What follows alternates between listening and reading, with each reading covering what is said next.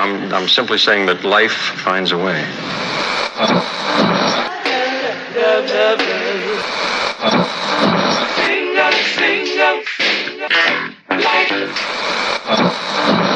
All right, people, write something on the board. Let's spell it. First letter. L O G.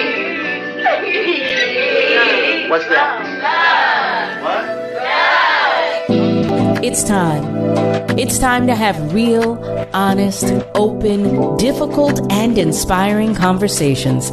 It's time for Love and Life on WURD, Progressive Black Talk Media.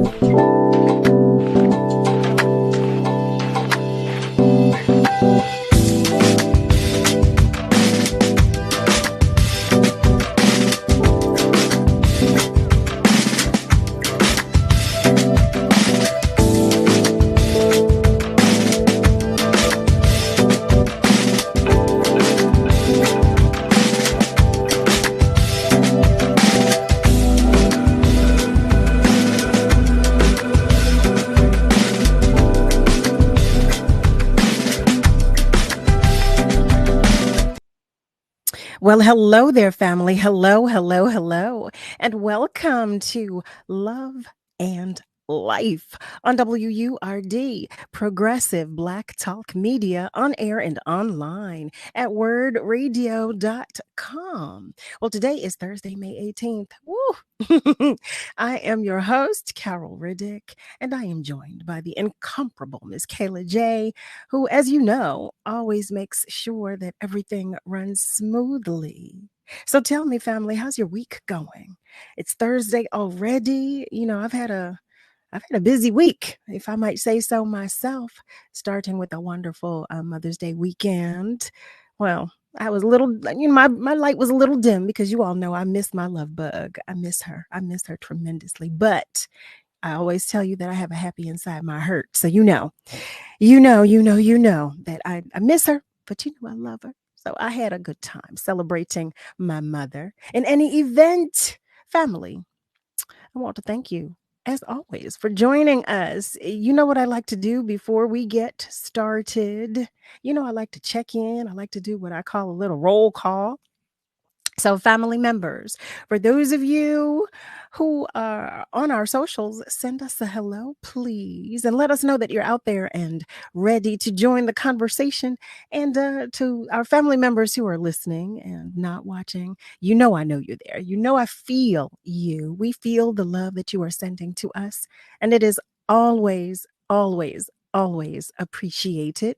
And lastly, but certainly not least, to our family members whose light is shining just a little dimly today. You know I'm sending you extra love and hugs. You know I am, because I always do, because sometimes we all need that. Just a little bit, just a little bit.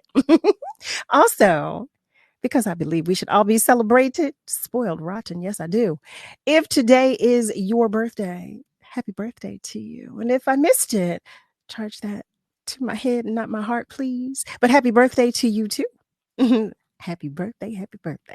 Nasir is joining us on our socials. Hey there, Nasir. Good evening to you as well. You know I love it when y'all say hi. I just do. I do. It just makes me feel so good.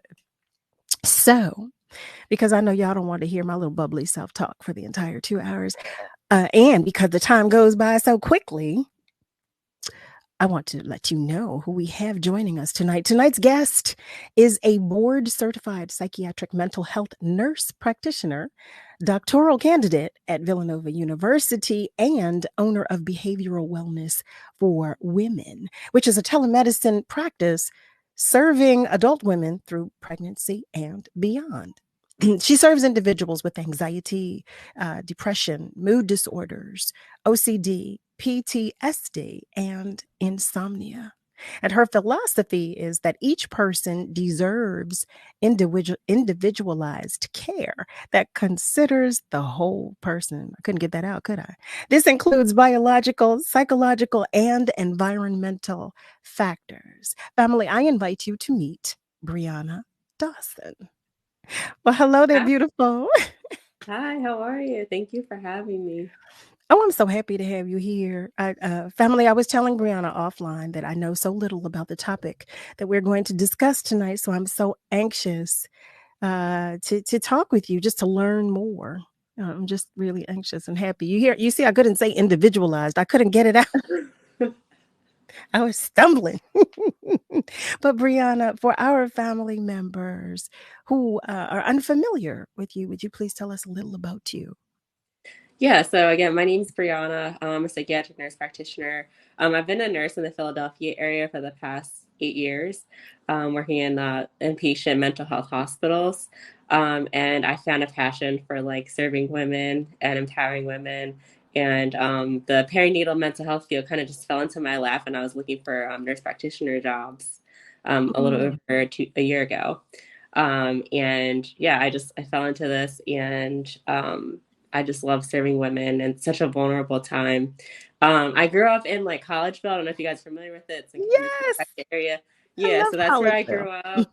Yeah, I went to IUP for undergrad, and then I went to sales for my master's in 2018. Um, so that's a little bit about me. I have a cat daughter named Shauna. I have a daughter named Chloe. Oh, that's so cute. My fur baby. They all know. Love that. Everybody knows. Chloe says hi every now and again, but she's sleeping now. So but I'm glad you shared that. I always get teased when I talk about my little baby. So I'm glad you shared that. Yeah, my baby.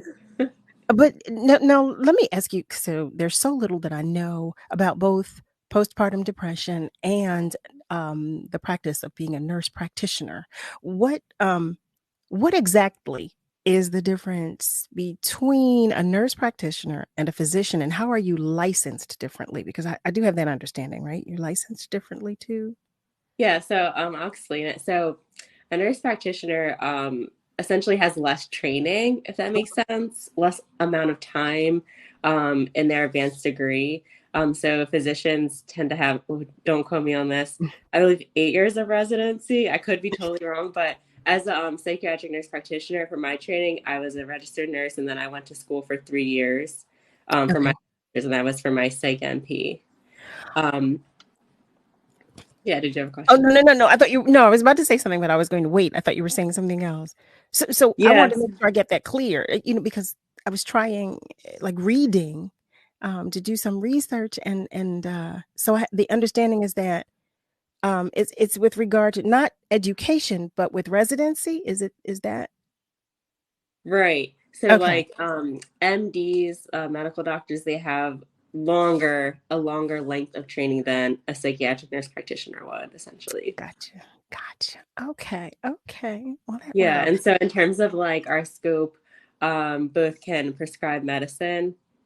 So psychiatric nurse practitioners in some states like Delaware, they can practice on their own to prescribe medicine like in their own private practice. But for people in Pennsylvania, New Jersey, like me, we have to have a collaborative physician who essentially is there for us when we have any questions on like difficult cases and things like that, who can consult as needed.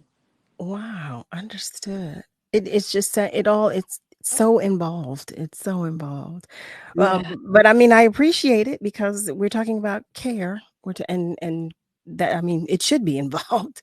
Quite Right. honestly, the one thing that I so appreciate about your statement is that you serve individuals. Well, I couldn't get it out. You serve with regard to individualized care, that it just reads so personal to me, and that spoke to me because a lot of times, well, having been a caregiver and having taken care of both of my parents, having like dealt with nurses, doctors, and a lot of people in the medical field, there are a select few that have a good bedside manner. So just that statement alone spoke to me about individualized and personal care, because that's so Yeah. important because we're at our most vulnerable moment, with Mhm. that. So I appreciate that. I appreciate that. Thank you. Yeah, it's so important to just like take the time to like listen to your patient to figure out what's really going on. Because sometimes in larger organizations it can be very like fast paced and rushed, and you have a large caseload, and you don't have that time to kind of really listen to what's going on with the patient. And that could be like the answer to what you need to do to help that problem. That right there. That right there. I did have that experience. Well, on both sides. And on the positive, I had it with my father. On the negative, I had it with my mother. So yeah, just listening, it goes such a long way. And I love that your practice is centered in that regard. I love that. So I applaud you, for that. Thank you. Um, Thank you. Thank you because you're taking care of us. Although in that family, I know you're not going to say us. I know I don't have any biological children, but I'm thanking her for her care because it's appreciated. So when we talk about postpartum depression, how common is postpartum depression? Yeah, it's actually really common. About 1 in 5 women experience postpartum depression. Oh, that's a lot. Yeah. I had no idea. And I was reading, well, actually, I have tons of questions here. But is there a higher rate with regard to any like specific ethnic background or ethnicity? Yeah, so I'm glad you asked because Okay. I was prepared. I came prepared. So yeah. So Black women are 1.6 times more likely to experience postpartum depression. Why is that? Why are we always so susceptible to Right. everything? Why? So some of it comes down to, access to care, um, financial means. Mm, Some of it is stigma and not feeling safe in the health systems, due to, unfortunately, the racial inequity in the system, right? makes sense. Makes sense. I didn't know there was so much information about and postpartum depression. Again, like I told you, I had no idea that. Well, Yeah, that it was such it was so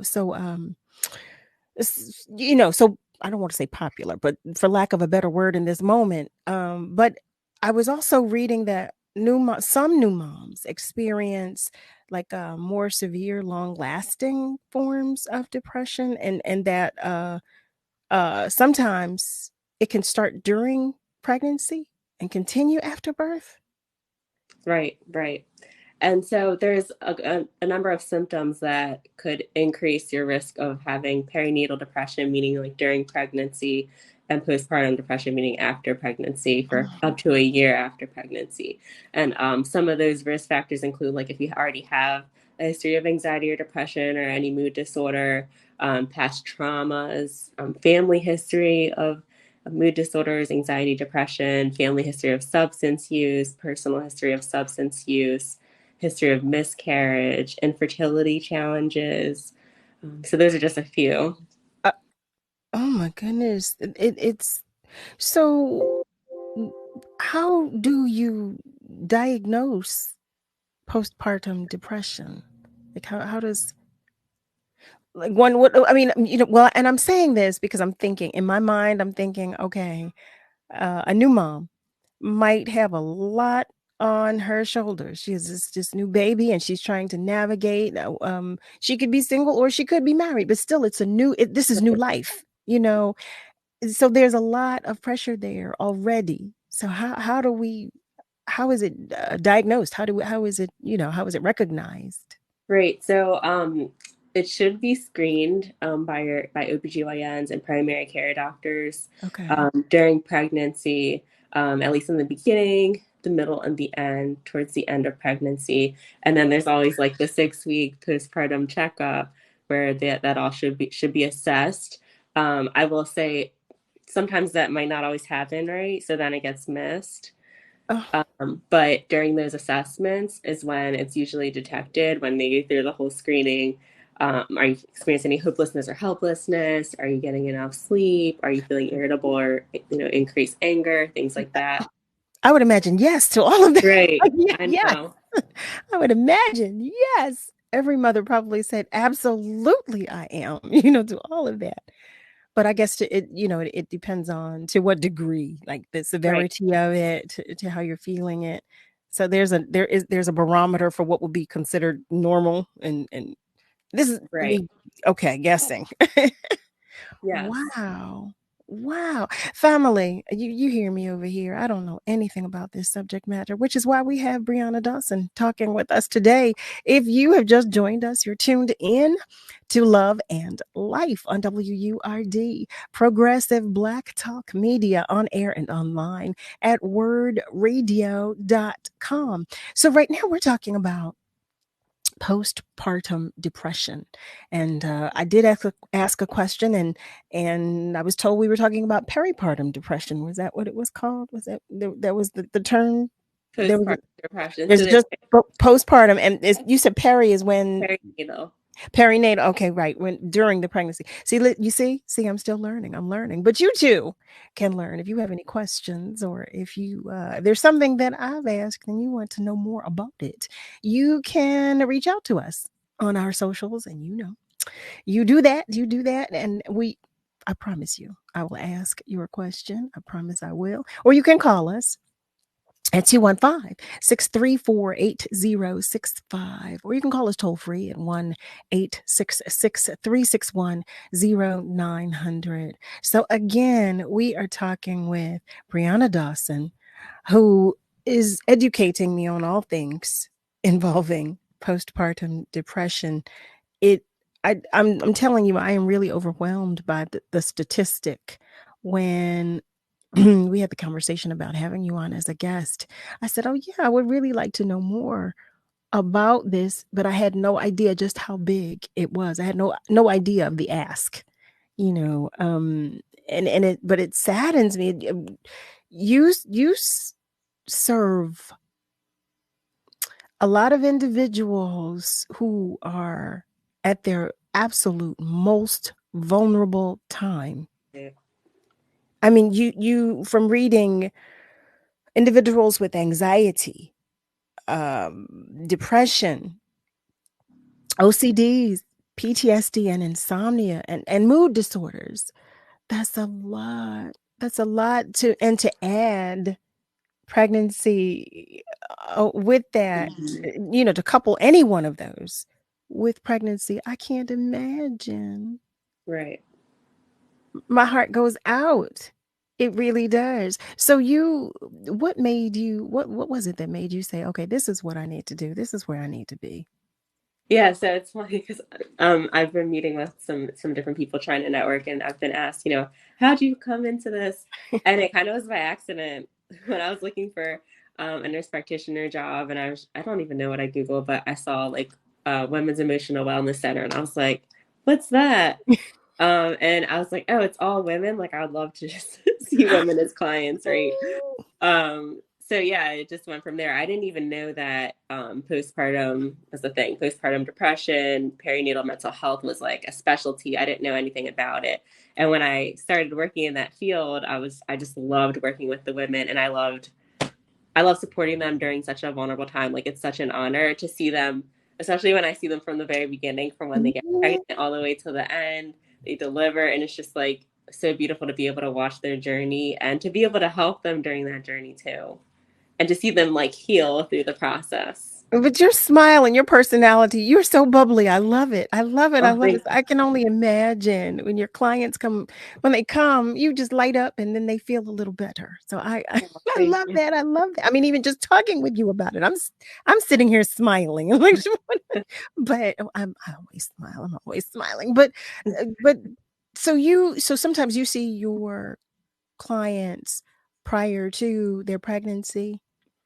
Yeah, so some people or some women, like, they're planning on becoming pregnant, or some women might just come to me in general for like anxiety or depression, and they're like, "Oh, I'm pregnant." So, I see women across the lifespan, ages 18 to 55 in general, but the perinatal patients have my heart. I love seeing the whole process and seeing the babies, and I can tell. yeah, it's But I fun. It's love fun to watch that. the whole thing play out. It has to be. But I love that. Oh my goodness. My mind is whirling. As I'm thinking, and particularly of all of the challenges that I just mentioned that some people have, just navigating that yourself, just navigating all of that yourself. How do you decompress? Oh, when I'm seeing my clients. Yes. Yeah. Sometimes they're more challenging than others, like when there's some like really intense cases coming along. And for me, I really like to exercise. That really helps me mentally to like decompress. And also just like going out with my friends, like getting something to eat, listening to some good music. I got to get the exercise part, but I already like to go out and get something to eat. So I do that to wind down. Family, if you have just joined us, you're tuned in to Love and Life on WURD, Progressive Black Talk Media, on air and online at wordradio.com. We are talking with Brianna Dawson, who is the owner of Behavioral Wellness for Women. When we come back from this commercial break, she's going to tell us all about that. So stay with us because we will be right back.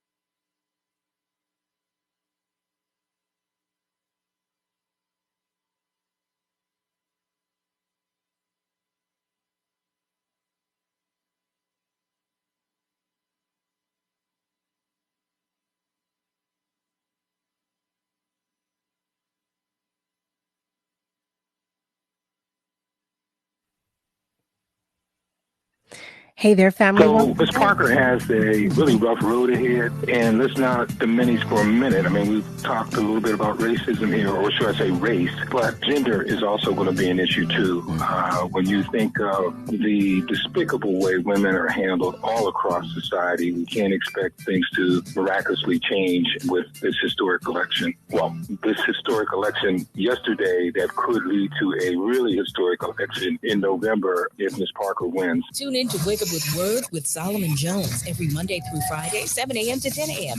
only on WURD. Progressive Black Talk Media. You're listening to Love and Life with Carol Riddick on WURD, Progressive Black Talk Media.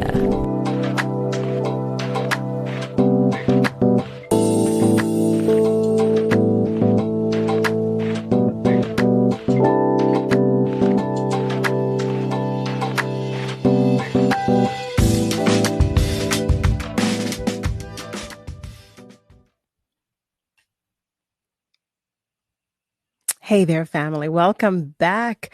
You are tuned in to Love and Life on WURD, Progressive Black Talk Media, on air and online at wordradio.com. That's WURDradio.com. As you see, when I tell you everything is trying to happen tonight, everything that shouldn't happen is trying to happen tonight. It is making its best effort to happen. But guess what? It will not win, not tonight, not on tonight. So we are talking with none other than Ms. Brianna Dawson, who is sharing with us about all of the wonderful work that she does. But if you missed the introduction, I was explaining that she is the owner of Behavioral Wellness for Women.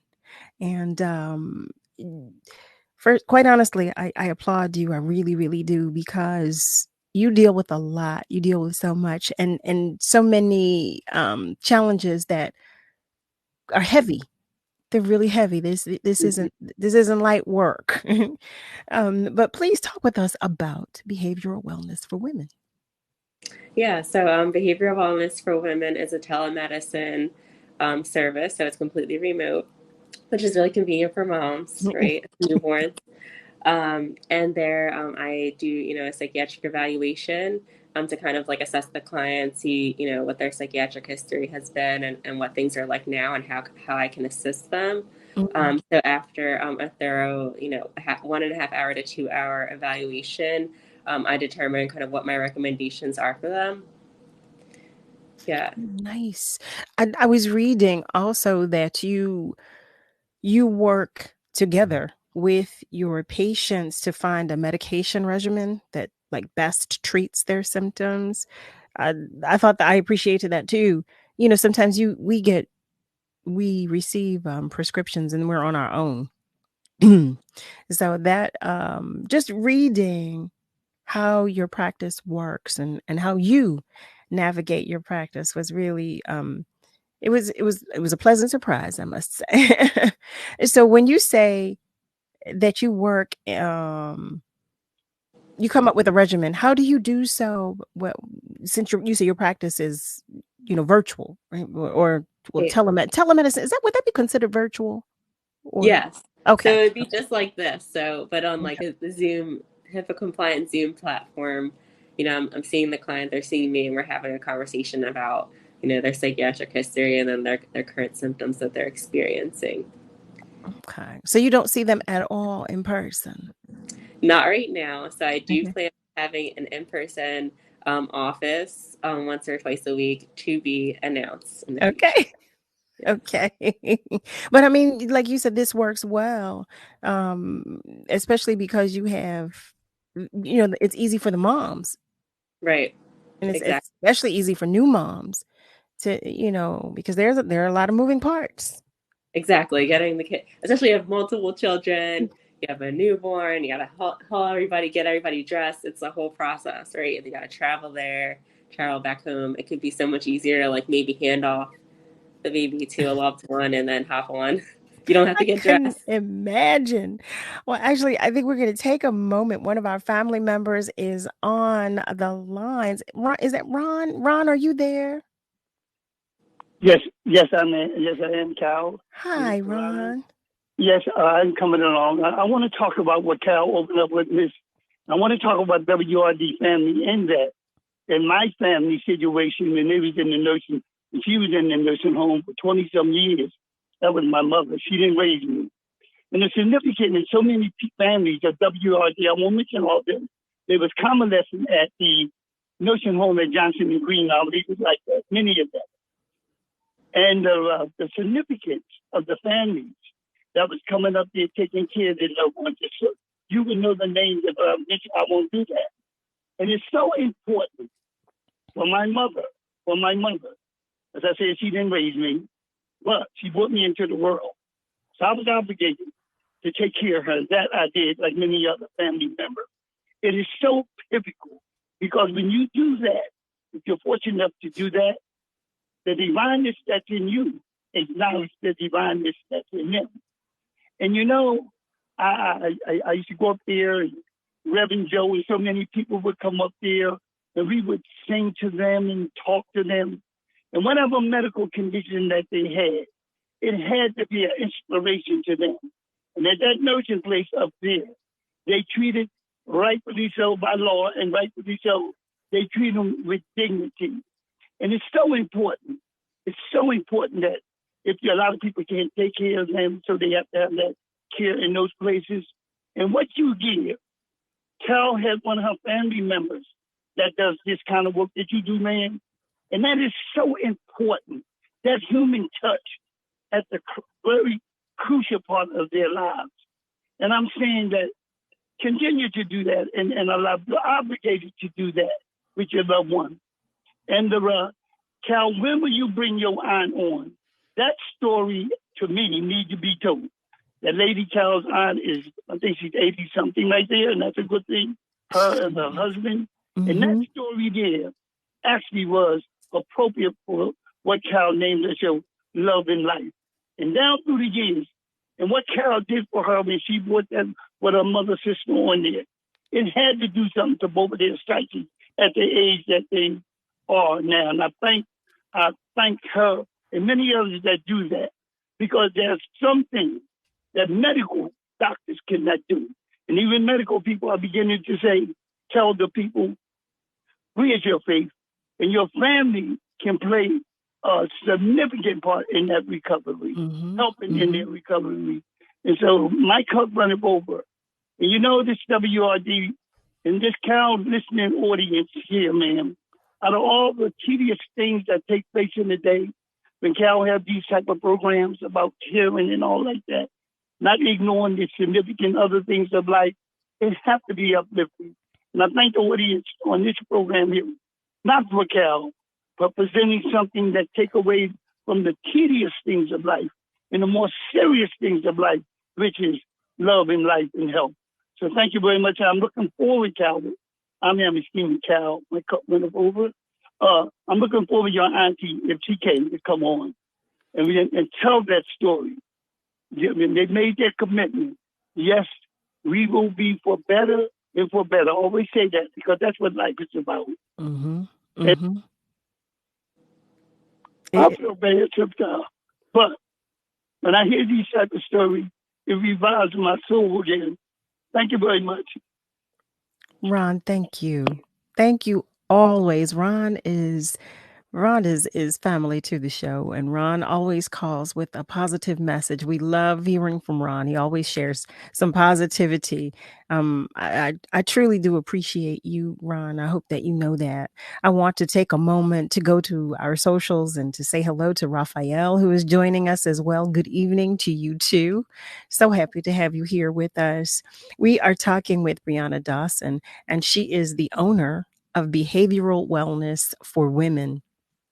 So I want to make sure, I just thought about something when we were talking. I've been talking about the different challenges, and do you see clients or patients with challenges specific to postpartum depression, like these challenges that we've mentioned? Do you see patients who have postpartum depression but have some of these challenges as well, or do you just see individuals who may just have OCDs or PTSD or insomnia? Like, so you see, oh my goodness.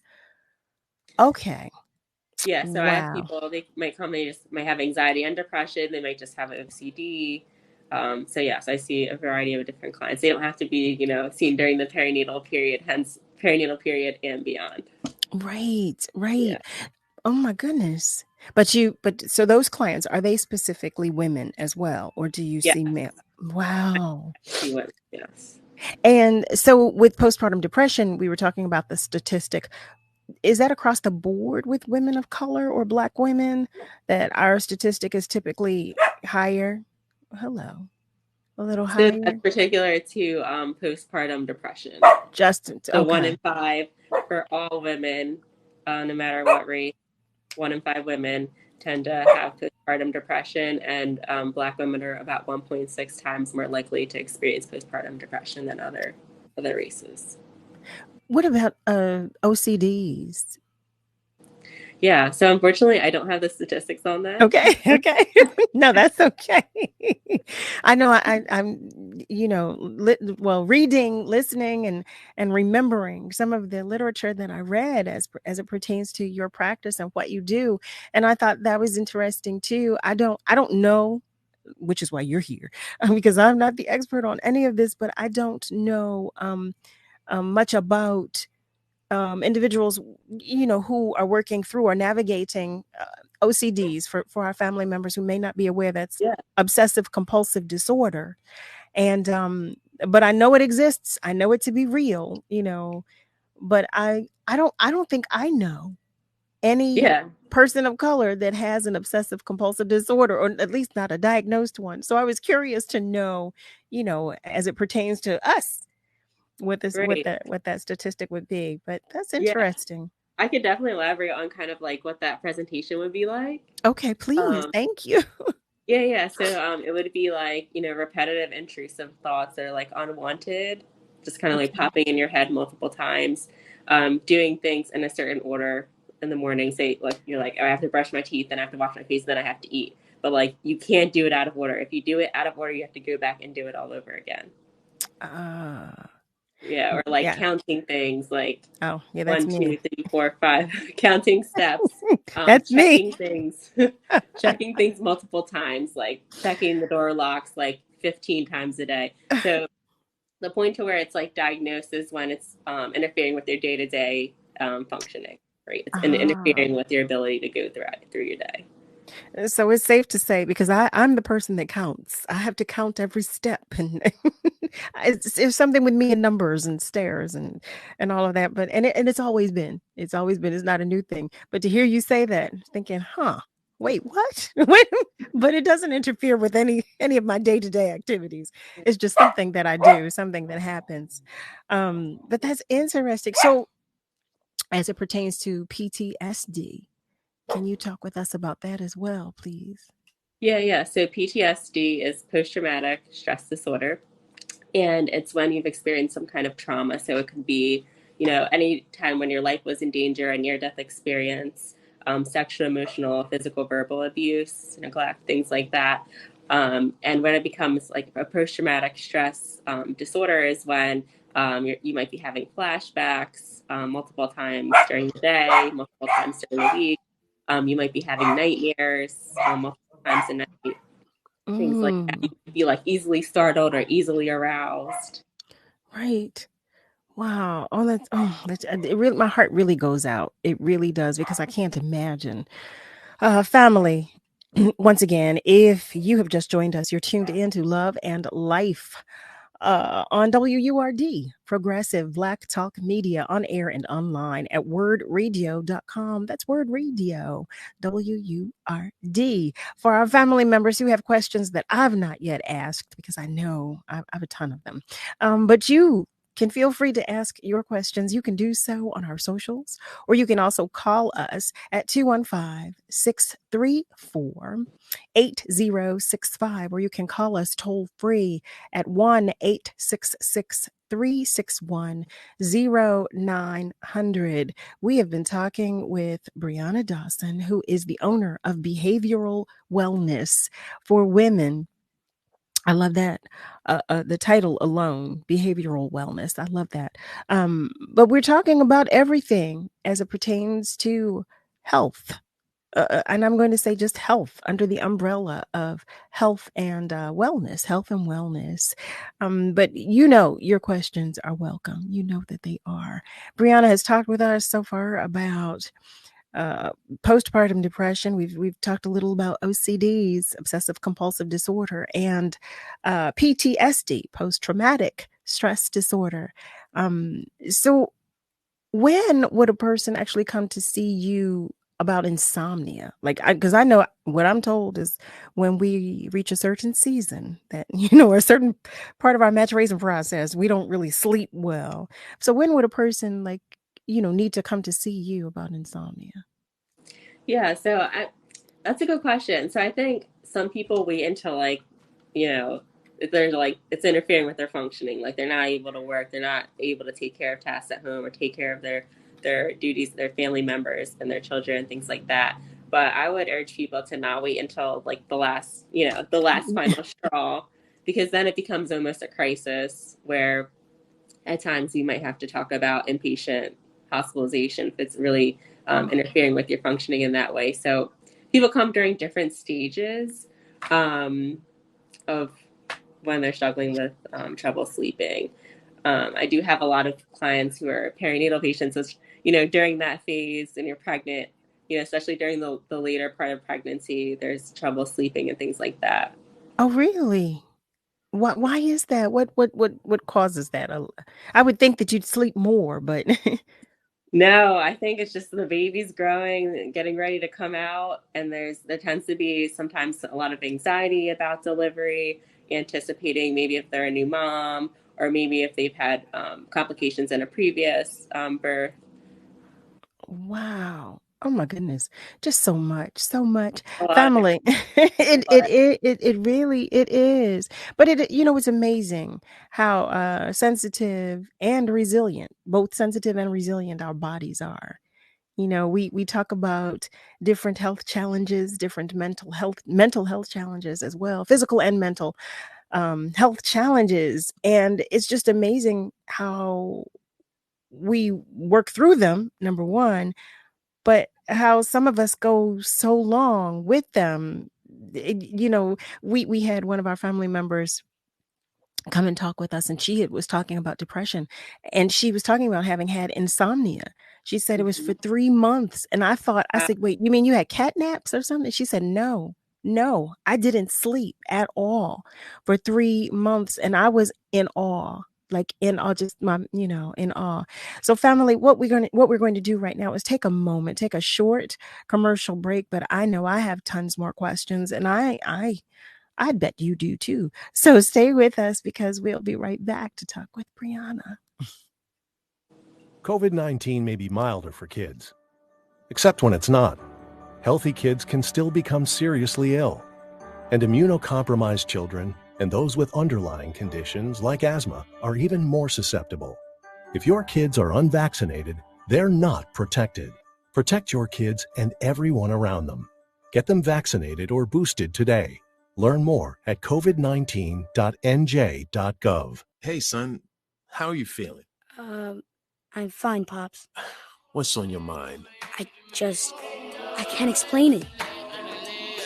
Navigating without a compass, eyes waiting, started to wonder. Metamorphosis, the loss of who you thought you was. When your kid can't find the language, help them find the lyrics. Listen to the Sound It Out album and get tips and tools to start a conversation at sounditouttogether.org. Brought to you by Ad Council and Pivotal Ventures. What are you waiting for? If you've been enjoying the information and interviews WURD provides every day, or come out to our community events, it might be time to become a member. This year marks the 20th anniversary of WURD, and there's no better time to join the forward movement. Sign up or renew your sustaining membership at just $90, or your digital membership for just $5 a month. Join online at wordradio.com/membership, or pick up the phone and give us a call at 215-425-7875. Press 4 for assistance. The time to join is now. What am I waiting for?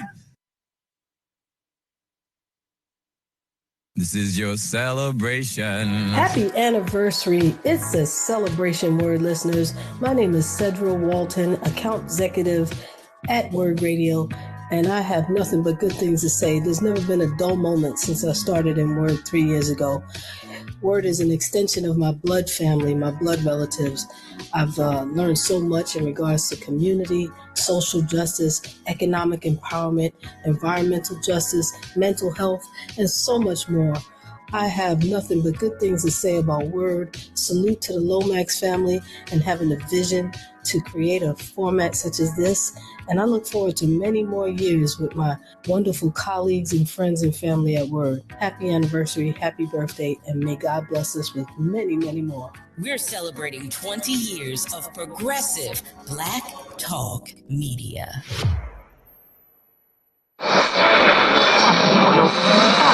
What is love? You're listening to Love and Life on WURD, Progressive Black Talk Media. I think I know what love is.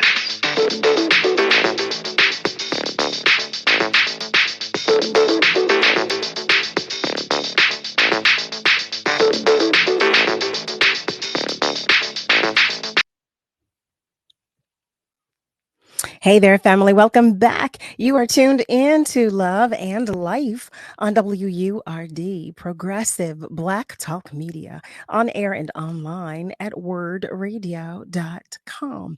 We are talking with Brianna Dawson, the owner of Behavioral Wellness for Women. We've been talking about a lot. If you've just tuned in, we've been talking about a lot. But I want to go back to postpartum depression for a moment. I have a question about, I'm curious to know if there are things that women or we can do as preventive measures. Yeah. Oh, really? Okay. Yeah, absolutely. So I would say, particularly if you have a history of anxiety or depression or any other mental health diagnoses, to go to therapy, right? If you know you're planning on becoming pregnant, or when you become pregnant, just to start going to therapy right off the bat is a great way to be able to process what you're experiencing, and also prevent further worsening of any symptoms by talking to someone, by talking through different coping skills of how you can work through those things. Yeah. Nice coping skills. So what would be a coping skill? Yeah. So some examples of coping skills, one would be like journaling. So just like writing out your feelings, because I think a lot of people tend to just like go through the motions of their day to day and not even pay attention to how they're feeling. Right? You're just on go mode, automatic mode.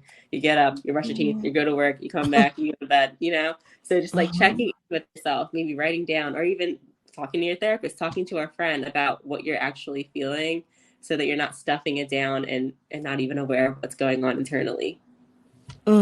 Well, I'd be the hamster on the wheel. That would be me. I'm the I can person about relate. which you speak. Brianna, stop telling my business. So I was reading also in your statement about the individualized care that you provide, the personalized care. And it reads that includes biological, psychological, and environmental factors. How do you compute that information? Like, how do you put that all together to put together a plan to treat me, depending on, Yeah, so when I say individualized, for example, say I'm like, Carol, have you thought about journaling? Like, have you tried journaling? And you're like, I don't like to journal. I don't want to do that. I don't even want to see a therapist. Right. And say I'm like, well, I don't really necessarily think you're at a point where you need to be on medication, because just because you see a nurse practitioner doesn't mean you have to take medication. That's just an aside. So then I talk with you to see what types of things do you enjoy in your life? Like, what types of things, like maybe you're like, oh, I like to read, or I like to get some sunshine and go for a walk. So then we come up with that individualized plan that kind of fits, that's unique to you. Would that ever include like holistic medicines or? Yeah, definitely. Okay. Yeah. I'm curious to know. Yeah, go ahead. No, go ahead. I'm sorry. It's all you. Okay, yeah. Yeah, I was curious to know, because typically when I think about the medical field, or I'm thinking of what a physician, and of course I don't know, family, y'all know I don't know, but I'm just saying as far as it pertains to my own thought process, I always think a physician or anyone who's in the medical field would prescribe medication and would not consider holistic ways of treating an individual. So that's interesting to hear you say that. So that's pretty cool. Yeah, so that goes back to like individualized care, right? So some people might not ever want to they don't like to take medication at all. Yeah, I'm that person. So if I'm seeing a client like that, like I'm not just gonna say, see ya, like I prescribe medicine, that's all I do. So I actually went through some training, still working on getting some more knowledge around like holistic wellness. And there's certainly different like teas that help with anxiety, help with relaxation. And there's certain also, holistic supplements. Like, for example, I'll just throw this out there. Magnesium actually is very helpful for anxiety and sleep. Right. So I work with clients to kind of see like if they don't want to take, standard traditional medicine, based on what their symptoms are, offering them holistic supplements to treat their symptoms that they're experiencing. So I'm curious to know, as I'm sure a lot of our family members are curious to know as well, why only women? Why not the men? Why not the men? That's a good question. Well, so I told you I fell into perinatal mental health, and that just tends to just be women, right? And that's my specialty. Of course, I treat people outside of the perinatal period, but honestly, I just have a passion for serving women and empowering women. It's just a preference. No. I respect that. I was just curious to know, just talking with different physicians and again, those of you who are in the medical field, just curious to know what sparks your passion or where your passion lies, and that's where it is. That's where it is. Usually that I'm all into like women empowerment, sister empowerment, womanhood. So that's my jam. So I respect that. We receive that. We do. Family, if you've just tuned in, you are tuned in to Love and Life on WURD, Progressive Black Talk Media, on air and online. We are talking with Brianna Dawson, who is the owner of Behavioral Wellness for Women. And when I tell you, she treats the full gamut. I mean, from the beginning of the spectrum to the end, it appears, as it pertains to both our physical and mental health and wellness. And she's sharing some things with us today about her practice, which and a lot of this I'm just like loving. I love the care that that goes into your practice. So how long has behavioral wellness for women been in existence? Behavioral wellness for women is a baby. I love it. I love it. Yeah, so we've been in existence since February of this year. Oh, that's wonderful. Yeah. Oh, see, that's even better. That's even better. So we're working out ways to continue our individualized and personalized care. So can you tell us some of the services that you offer at Behavioral Wellness for Women? Yeah, so I perform psychiatric evaluations. And so, like I said, not just because you see me doesn't mean like you're automatically like you have to like take medication or you're going to be or that's going to be the recommendation. That's not necessarily true, right? And so that being said, I do offer second opinion consults, which means providers and or patients say they like go to a provider and they tell them, oh, you have like bipolar, and they're like, I'm not bipolar. They can come to me for a second opinion consultation, and that's just like a one-time visit. It's not like a continual. I know. Right. Well, that makes sense. That makes sense. If you're coming for a second opinion, that makes sense. I was thinking about that. Forgive me. But that's so, and that would be done virtually as well, or would that be an in-person visit? Right, that would be virtual as well. I also offer individual psychotherapy as well. Brianna, I'm really interested in knowing what you do to decompress. You said you go out and have a bite, or you like I would have a whole ritual, my chakra candles and everything. I need a ritual. Well, so one of my new rituals is tea. Like I'm like obsessed with tea. Oh, yeah, that's me. I am. Yeah, well, my family would tell you, because my family thinks I'm crazy because I have a cabinet, well, 2 cabinets filled with different teas. So, Yep. But I love tea. I'm a tea drinker. I was never a tea drinker until literally like I think a month ago. My friend, I had really bad allergies, and she was like, "Try nettle tea." And I was like, "Oh, this is like I don't know. It's just like a whole vibe. Like I don't know. You're just drinking and sipping your tea, and then it actually does make you feel better." So You now know what? I got all these different teas. I have one in the morning and one before bed. It's like a whole thing. Yeah. I have so many teas for medicinal purposes. Some are just, for recreation. You like to have a little chamomile every now and again or what have you. But the majority of my teas are for medicinal purposes. So when my family, if they come up and they say something, I'll say, oh, you want some tea? And they don't even know I'm giving them something, to help them out. And they say, oh, wow, that tea made me feel better. Like, yes, that was the intent. That was the intent. But, but you know what? And that all goes with education. That's one of the things, family, you all know. I tell you this all the time. I think communication is key, but that goes along with communication and education. My grandmother was big on teas, and she would talk about different teas. Lord knows. So I always say, reading about things and learning about different ways to combat different things, it can be so helpful, and it is essential. When we say knowledge is power, that's what we say, because it is. Because it is. So I'm curious to know, in your opinion, how hard would you say it can be for a woman to keep up with like her care routine if she has children? I can only imagine how challenging that might be if we're talking about different disorders, or how difficult is that? Yeah, I think any person, even without like a mental health diagnosis, is so hard for them to keep up with themselves, especially when they have a family to take care of. Life can get so busy. And I think, as women in America, there's just like so much that's put on the woman, so much responsibility, you know, take care of the kids, clean the clothes, fold the clothes, cook dinner, you know what I mean? Transportation. Yes. So I think that, yeah, it's very challenging for women to do that. I was actually talking to Dr. Nia Bailey, who you know. Yes. Yeah. Hi, Yeah, we spoke. We went live on Instagram yesterday. And this reminded me of the question that she was asking me about the person who's like, I just don't have any time.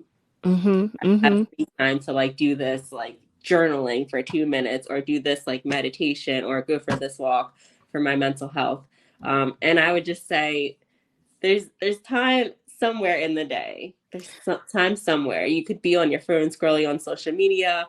You could be on the couch watching TV. You can take the like 2 minutes to just jot down whatever you're experiencing, stream of consciousness, to just like get deeper, and it can just change like your whole state. Like sometimes you might just need a release. Like you might just need to get it out and cry, but you didn't know it because you didn't take that time to kind of just like, how am I feeling? Oh my Lord. Well, you know what that makes me think of?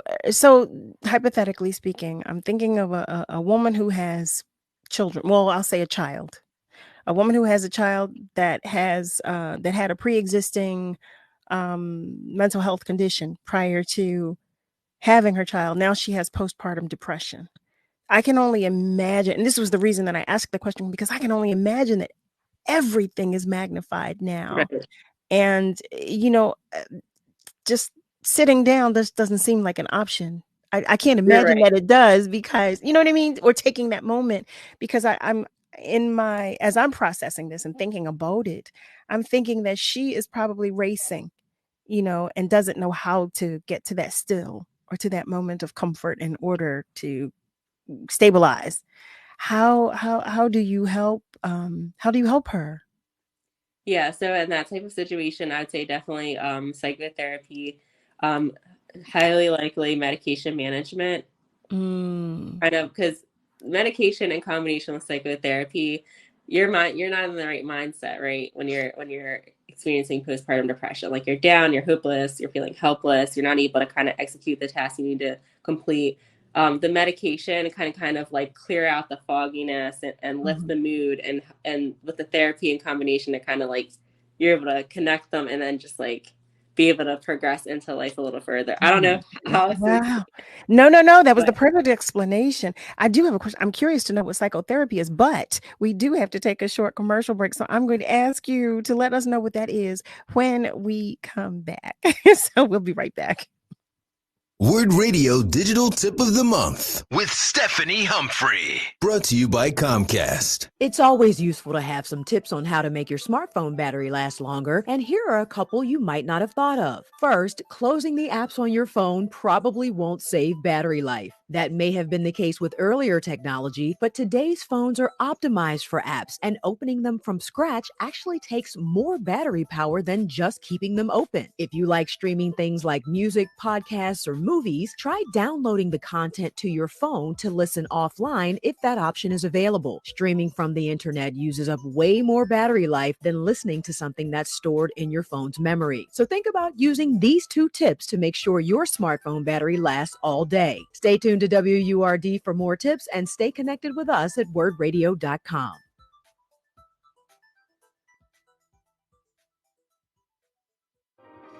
Ashiro's work is never done.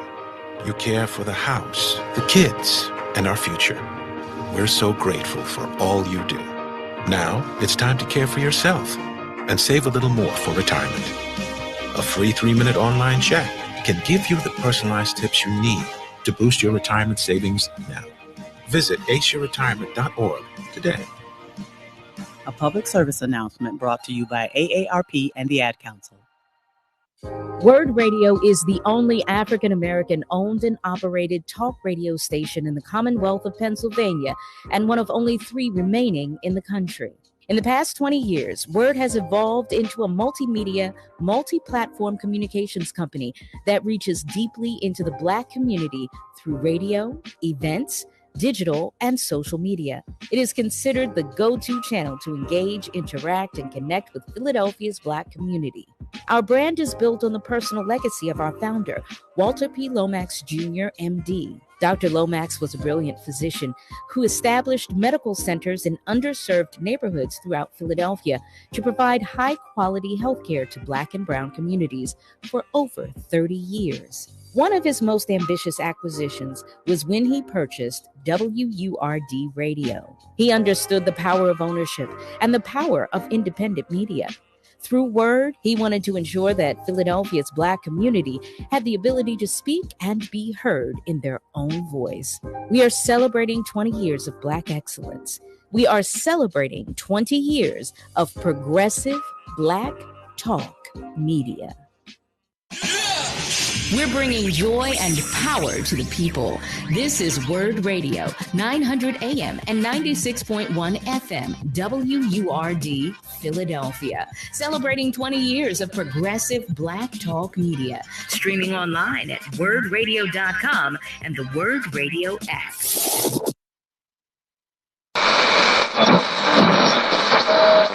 Let me tell you something, and don't you ever forget it. That success is nothing without someone you love to share it with. You're listening to Love and Life with Carol Riddick on WURD, Progressive Black Talk Media.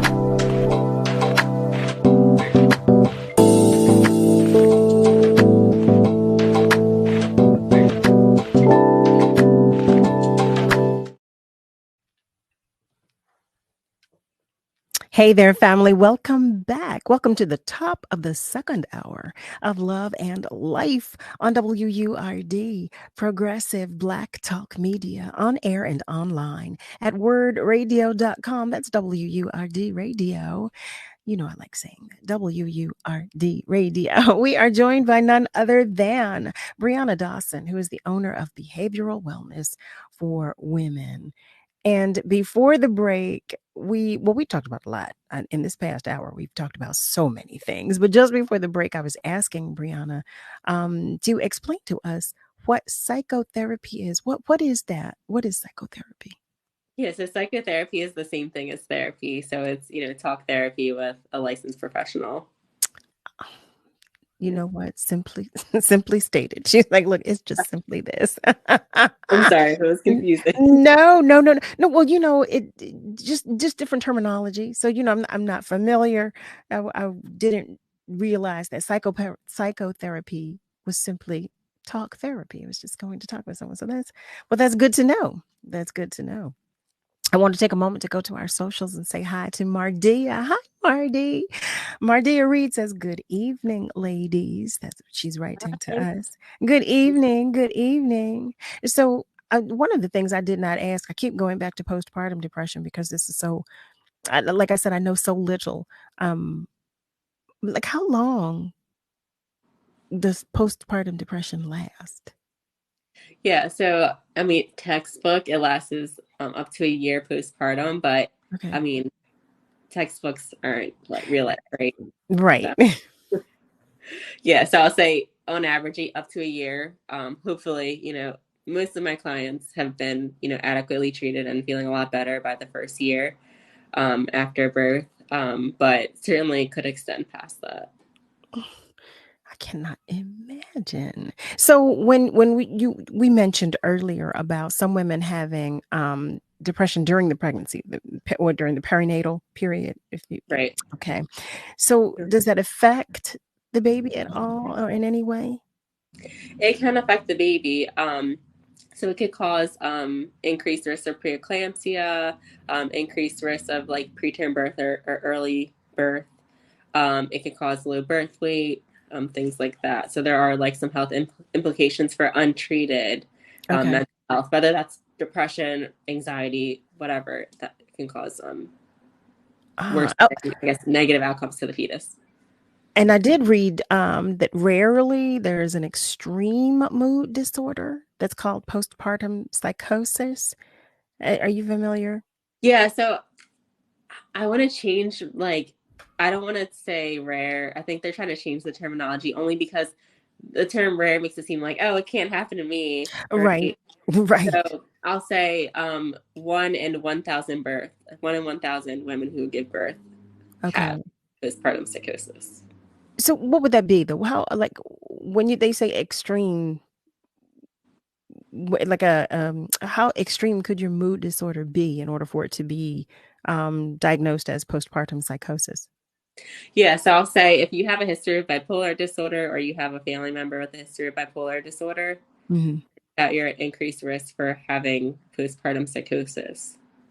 And Ah. so the characteristics of postpartum psychosis include like the mom might have like auditory hallucinations, visual hallucinations or delusions, religious preoccupations, which could sometimes translate to the baby.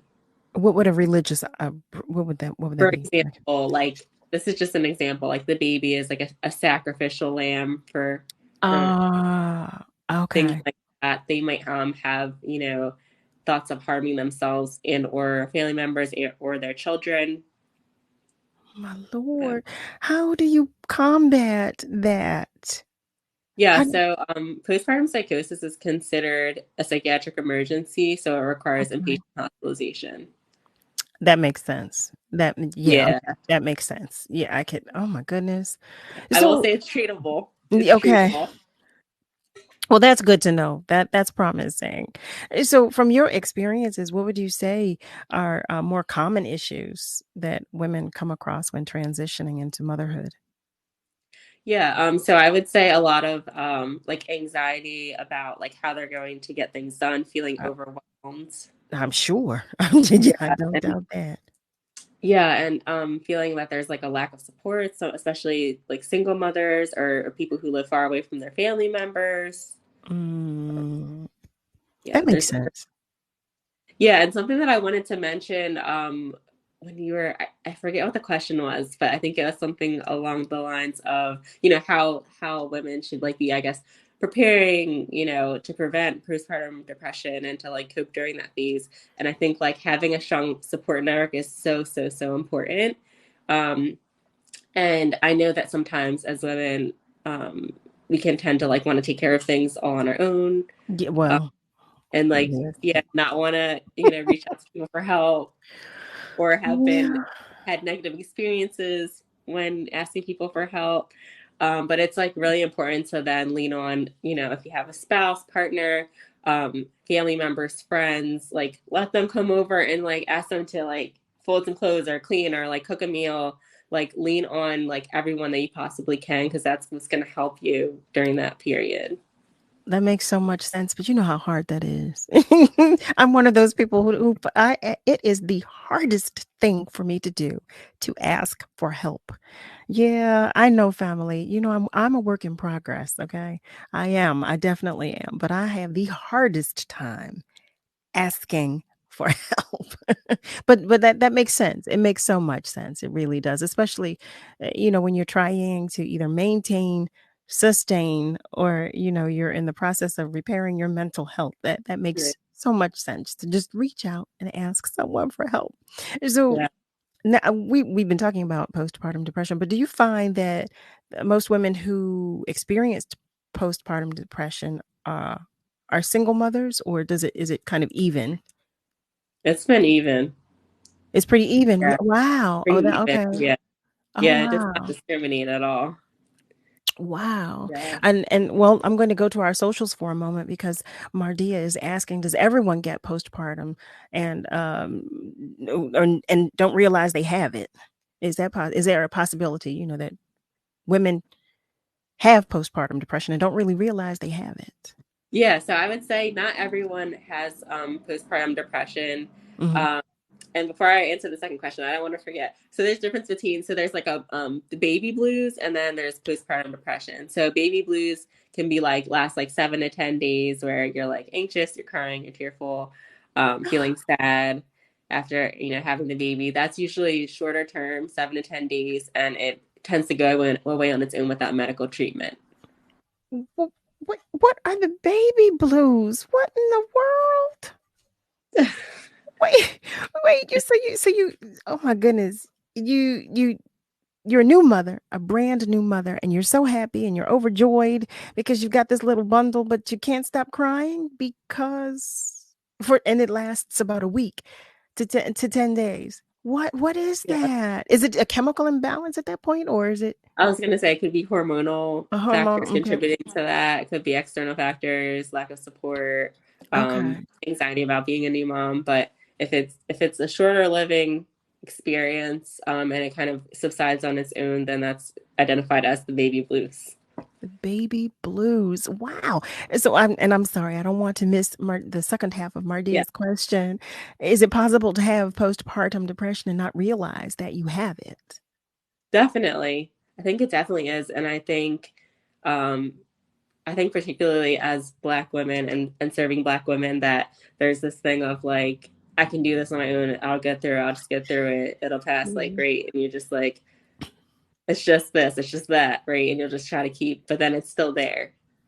Yeah. So yes, I think that it is very possible to have it and not realize it. And sometimes I think people are just like, oh, well, that's just like a part of, I think I had a client who told me, someone told them, oh, that's just a part of like being a mom, a new mom. And it's just like, that shouldn't be normalized.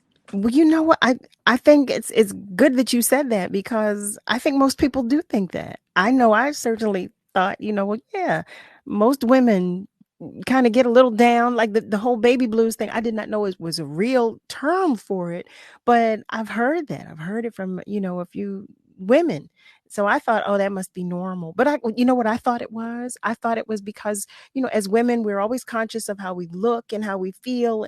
And after having, you have this newborn baby and you're worried about this new life. You got to take care of this new life, but you're probably exhausted.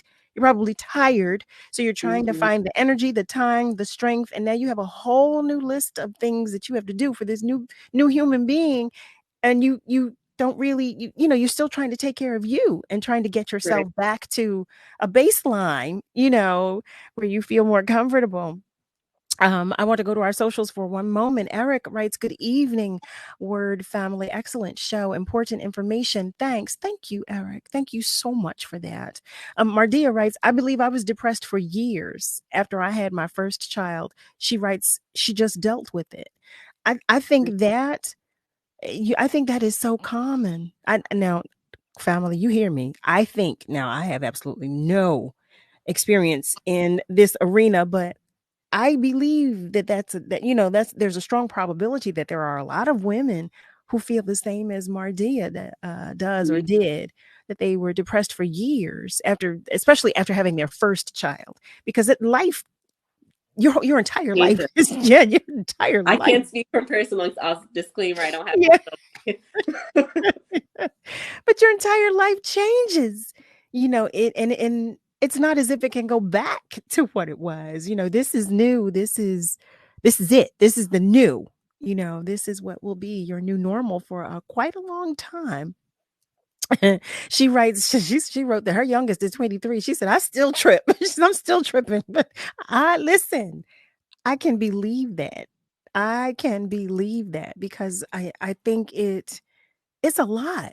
It's a lot, as much as we love our babies, and I love your babies. So, I talk about your babies all the time. I love the babies, but it is a lot, motherhood. I think we take motherhood for granted a lot. We take childbirth for granted a lot. We're always happy when, we know someone who's pregnant and who's expecting, but there's so much involved. There's so much. And because we don't know everybody's individual, we don't know everybody's lives. You don't know.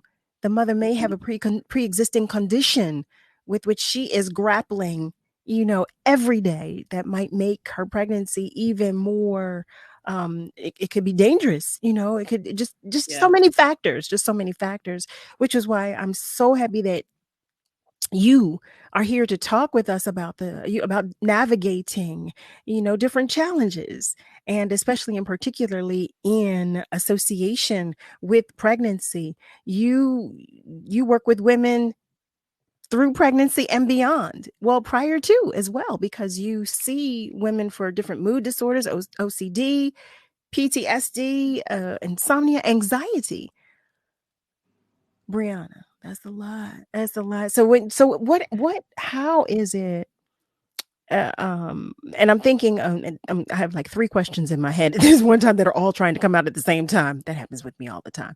But how is it? How do you work, or now? How do you navigate having a patient that has several challenges, several of these challenges, who is pregnant or working through pregnancy? How do you navigate that?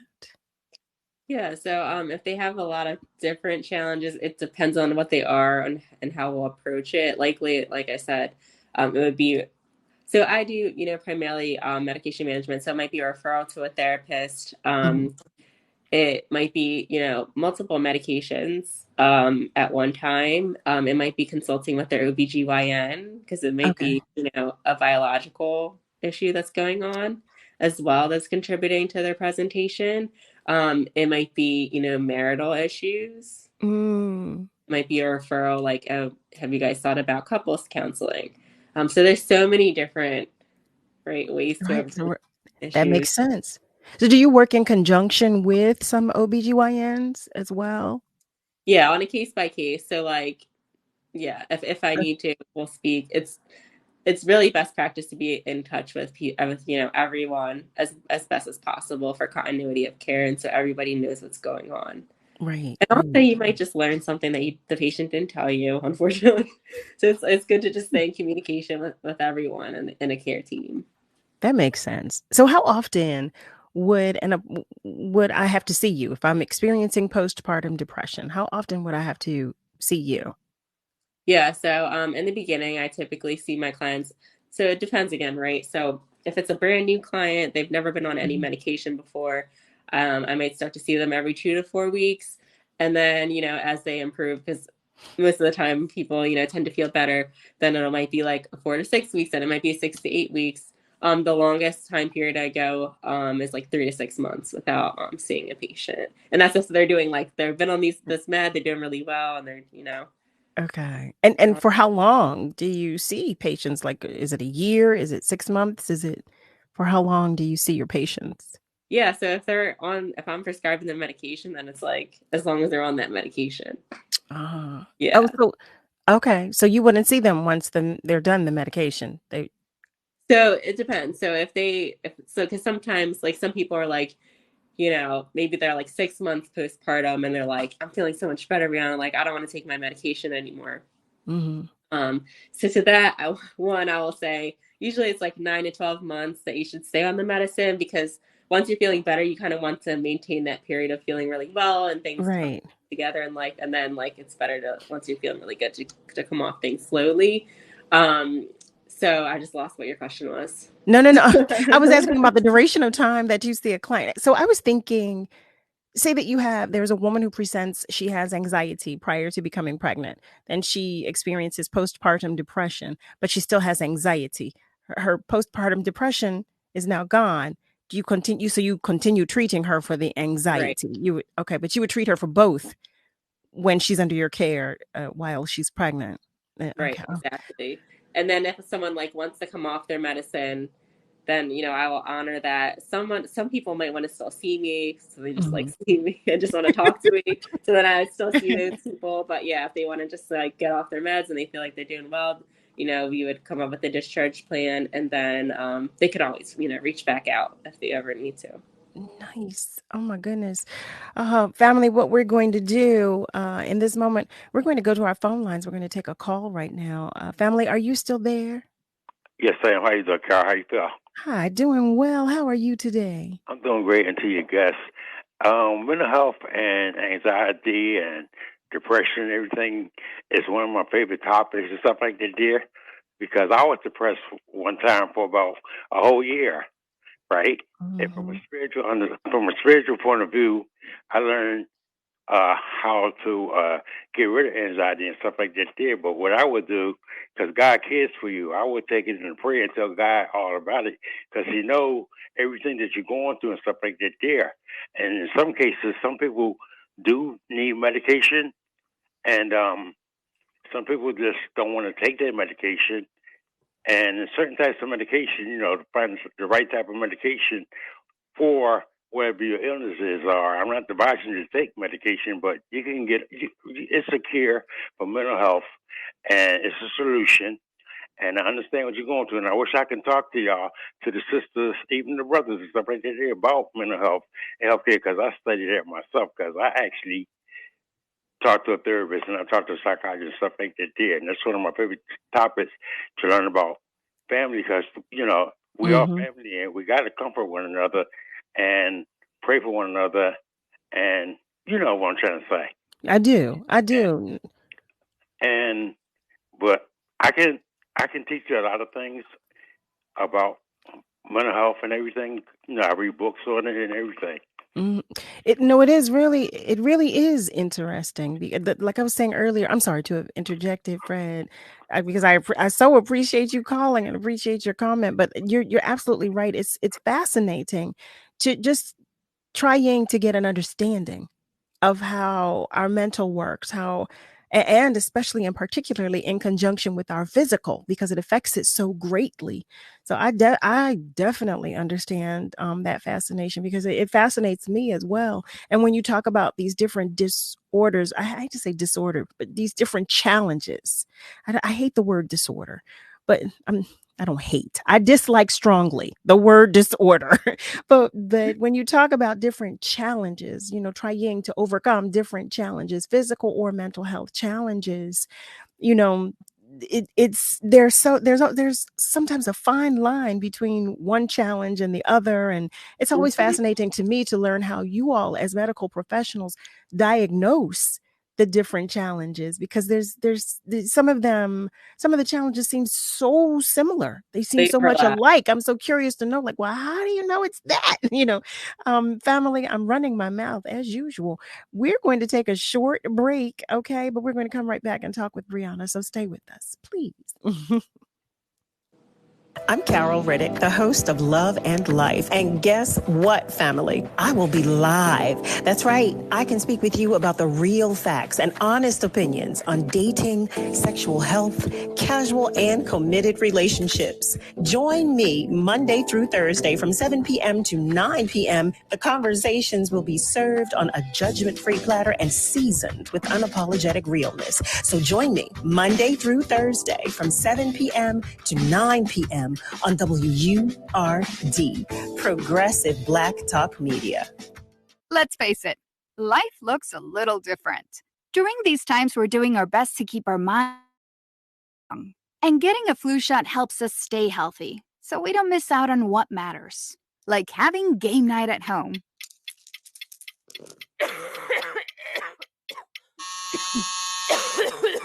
Yeah, can't do that while sick with the flu.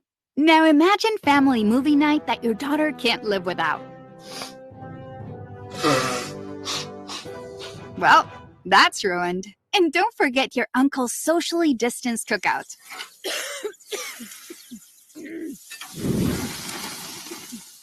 See, that's why it's important to be at our strongest.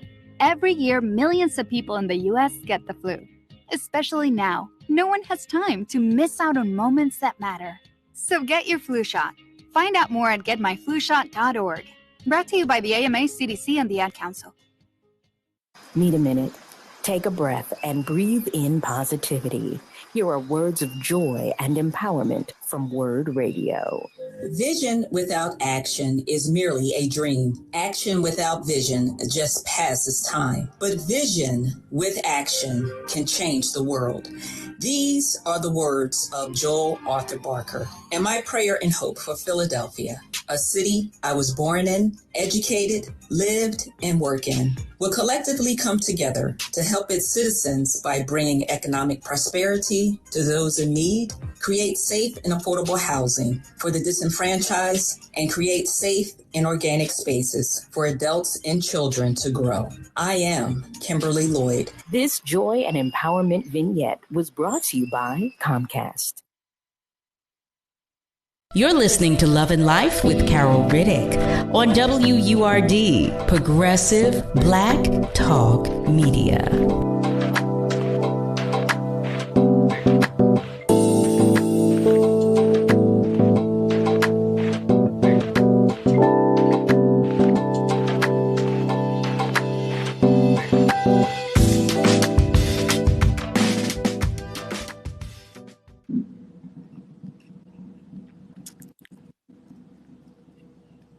Hey there, family. Welcome back. You are tuned in to Love and Life on WURD, Progressive Black Talk Media, on air and online at wordradio.com. We are talking with none other than Brianna Dawson, who is the owner of Behavioral Wellness for Women. We have been talking about all of the challenges that she treats. They're just with all of the challenges that you that you see us for. I'm going to say us because I know there's so many of us that have come to see you. You treat individuals with anxiety, depression, mood disorders, OCD, PTSD, and insomnia. What now? I would think when we say mood disorders, what would some examples of different mood disorders, because that's plural. So what would examples of mood disorders be, or different mood disorders be? Yeah. So when I say mood disorders, there's like a spectrum. So there's like unipolar depression, which is like the standard depression, which goes all the way over to bipolar disorder. So ideally, like the individual person will want to be in the middle. So when you're depressed, you're just like feeling down, you're hopeless, you're sad. You might be sleeping too much or not sleeping at all. Whereas on the bipolar side, you're just like euphoric, you're feeling on top of the world, you're engaging in risky behaviors, spending all this money, sleeping with multiple partners, walking in the middle of the street, maybe naked, things like that. So yeah, so I say mood disorders because it falls on a spectrum. So when you say mood disorders, are there different names for the different disorders, or would it just be would you say it's on the spectrum? You would just, say it's, I don't know. And I was about to say something that was going to sound crazy because I don't want to say, like a level on the spectrum, but how would your diagnosis read if someone is closer to bipolar disorder than to depression? Or yeah, so sometimes there's not a definitive, like when I first see someone one time of like what they have. So there could be like a bipolar 1 where it's more so like manic, talking really fast, feeling on top of the world. There could be a bipolar 2. They both fall on mood disorder, right? Bipolar 2 is when you're on the more depressive side, but still like restless, more like restless, moving around a lot, but you're also like depressed. Oh, wow. Yeah, so those are 2 different mood disorders: major depressive disorder is a mood disorder. Persistent depressive disorder is a mood disorder. So there's like a cluster of disorders that kind of like fit into mood disorder. You see what I mean? Like, that's what I was saying before we went to break. Family, if you were not with us, I was saying to Brianna, it is always fascinating to me how you all diagnose a patient, because there are so many different challenges to name, and there's symptoms that are specific to each one. Does it take like several visits for you to see a patient before you can like legitimately diagnose a person? Would that be how it goes? So it depends on like the case, right? So someone that might be just like a standard, okay, you have generalized anxiety disorder. Whereas I did actually see someone today who, she's like, what's my diagnosis? And I was like, I can't diagnose you. There's like, so it's like kind of like a rule out thing. So it, for example, might be like major depressive disorder versus bipolar 2 disorder. So sometimes it's kind of just like a ruling out. And then over time, as you, talk to the patient more, and see what the different situations they go through and how their response is and what their symptoms are, kind of determine like what the that makes sense. Diagnosis is. Yes. No, it makes perfect sense to me. But I'm sure if you're treating someone who has anxiety, and I'm sure she wants to know, look, I need to know what is going on with me. What is happening? Like it would make sense, if she comes to you and she says, look, I don't know what's happening. Like, is it easy to diagnose? And this might not be a good question, but I'm curious to know, is it easy to diagnose just anxiety? Or would that be, because I would think if a person has anxiety, now family, work with me, because y'all know this little brain of mine, I'm thinking all kinds of things. But I mean, as we talk about mental health, I feel like it's fair game because anything can happen. But when you talk about anxiety, how would you diagnose anxiety? Yeah, and so I would say like I go based off of the DSM-5, which is the diagnostic statistical manual, which Oh yeah, we've talked mental about that. which mental health professionals use to diagnose patients. So in terms of general anxiety disorder, so it would be like excessive worry, meaning so excessive is like kind of relative, right? Um, Mhm. I would say worrying that's interfering with their daily functioning. Excessive worry, it could be having like ruminating repetitive thoughts over and over again, feeling restless, fidgety, feeling on edge or irritable, and then that could also lead to trouble sleeping. So that wouldn't see. So I'm mixing apples with oranges because now that sounded a little to me like an OCD. It sounded a little bit like a bipolar disorder. Right. So how? Like I'm curious to know. That's what I'm saying. Like how you all have a tough job, I must say. But how is it that you see us and you say, okay, well now that's exactly what this is. It seems like there's not even a line there. You know. Yeah, it depends on like their presentation. So I just ask a lot of questions about like just a lot of questions, trying to like tease out what's the root cause of what they're experiencing.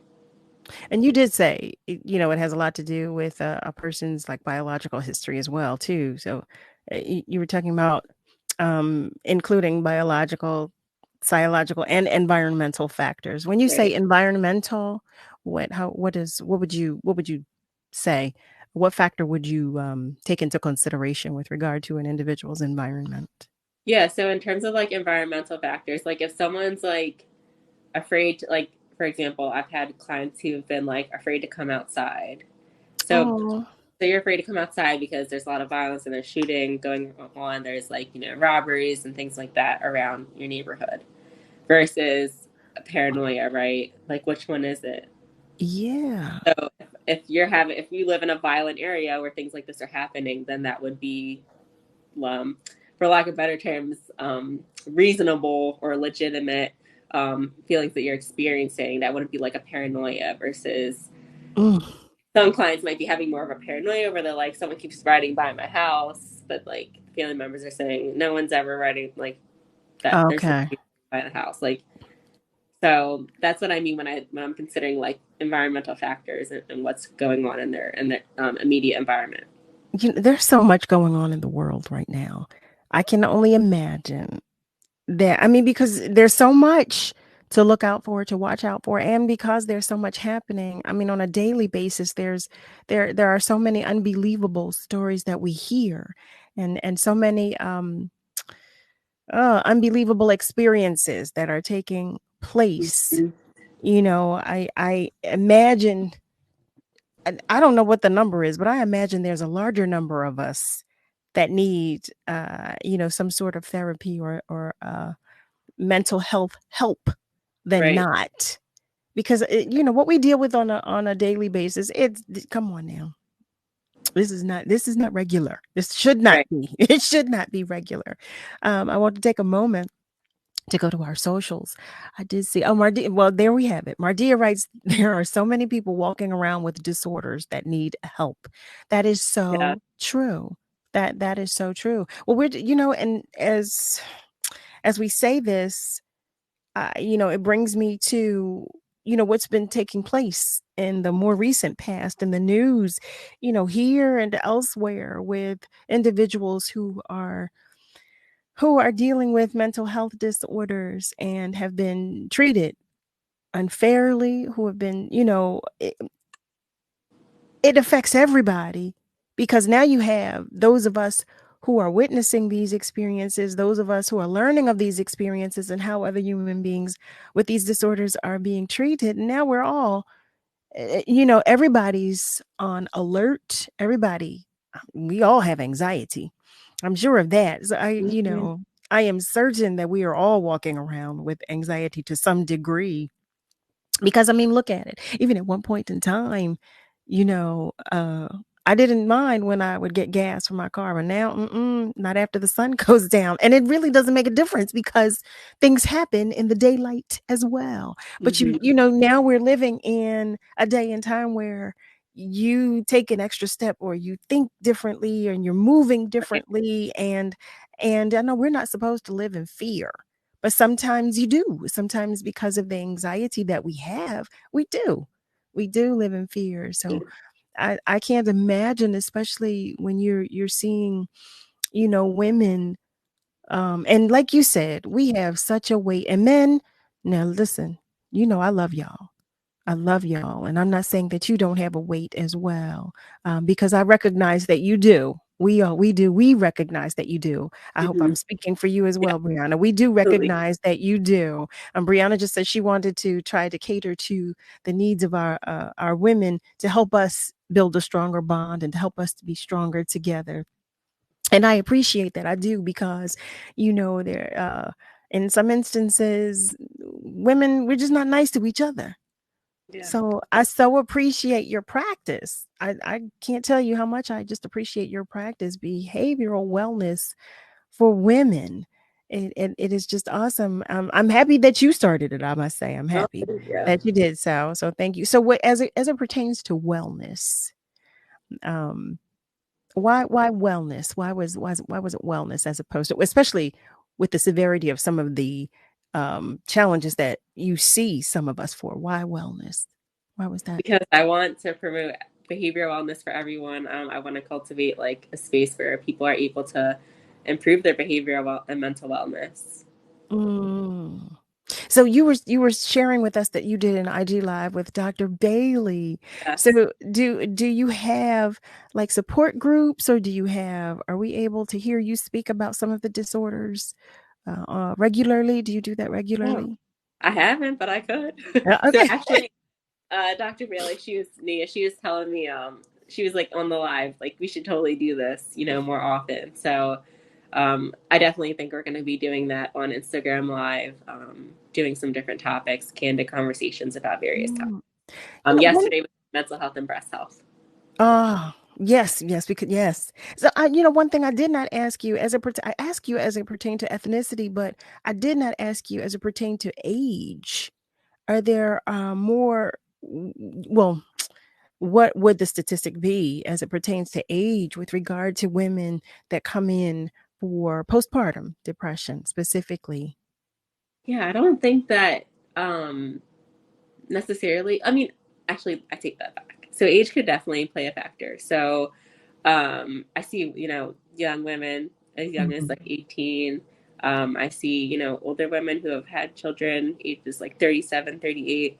And I will say, in some of the older women, there tends to be a history of like infertility and miscarriage and things like that. Not saying that couldn't happen in the younger women, but definitely increases their risk for having postpartum depression. And I would say, yeah, more so the women who have like the infertility and miscarriages, which is very, very sad. That makes sense. But have you seen women, I'd say, in the age group of the 25 to 35 group? Yes. Wow. Yeah. Yeah. Well, yeah, I mean, I know we all have, there are issues as it pertains to each age group, but I was just curious to know if the number was any greater with either of the two. But that's I can't quote you on that one. I can't I don't have any stats on that one. I didn't pack them with me. But yeah, if we talk again, I'll definitely come with it. Well, I appreciate that. I know. You know what? I'm so sorry. I just came with all barrels loaded, didn't I? No, I come told with you. the questions. Wait, That's I why I'm told here. you I have a ton of questions about all of this because it's fascinating to me, and as it pertains to, our health, women, there's so much that we don't know. And I know I said to my own GYN, I said, I forget what we were talking about one day, but oh, I know what it was. She was talking about a breast exam. Now, family, just work with me. Give me a pass really quickly because I'm mixing apples with oranges again. But she was talking about a breast exam. I had no idea that the area, like under your arm, was considered, your breast area, and that you had to check there for lumps as well. I had no idea. I found that out yesterday by Nia, Dr. Bailey. See, I found that out it was less than 5 years ago that I found that out. I was so embarrassed when I was, she said, and she asked just as nicely, so are you performing breast exams? I said, yes, I am. Yes, I am. And she asked me to show her. And I said, I'm sorry. And she said, show her. I was like, oh, well. And she said, okay, so let me help you. Well, when I said, excuse me, are you serious? So for years, I've been doing them incorrectly because I was unaware. But who tells you? I was We gonna don't say, like, who tells you that? So we don't have these conversations. right. We don't know. So I am forever grateful to her for telling me that, because clearly I thought I knew what I was doing and I did not. So, so having conversations like this, I feel are helpful, for both men and women, because guys, I mean, Yeah. you just don't know what your lady might be dealing with. And women, it'll help us to help each other. So I'm grateful to have this conversation. Listen, family, we're going to take a short break. I know we're coming to the close, but we're going to take a short break and we will be right back. So stay with us. The Word Radio newsletter, keeping you informed, engaged, and connected. Sign up by visiting wordradio.com. Scroll to the bottom of the page and type your email address under Connect with Us. You'll receive the latest information on Word Radio, messages from our president and CEO, Sarah Lomax Reese, exclusive articles and multimedia content, and resources. Stay informed with the Word Radio newsletter. This is the story of a very special woman. In a matter of seconds, she turned herself into a great mathematician or an entrepreneur. Her knowledge was limitless and still is. She could also make monsters disappear, especially those that lurked in the shadows under the bed. Once, this woman put back together a teenage girl's broken heart, which had been shattered in 1,000 pieces. Just by giving her a bear hug. She masqueraded as a regular person at work, but as a superhero at home. Everyone knows her as Gabriella. I still call her Mom. Your hero needs you now, and AARP is here to help. Find the care guides you need to help, complete with tips and resources at aarp.org/caregiving. A public service announcement brought to you by AARP and the Ad Council. In honor of our 20th anniversary, WURD presents a new podcast archiving our history and the history of our beloved city. Vintage Word Season 1 is a weekly journey into the Word archives, reconnecting with classic shows and beloved hosts. That's Vintage Word, this Sunday at 11 a.m., only on WURD, Progressive Black Talk Media.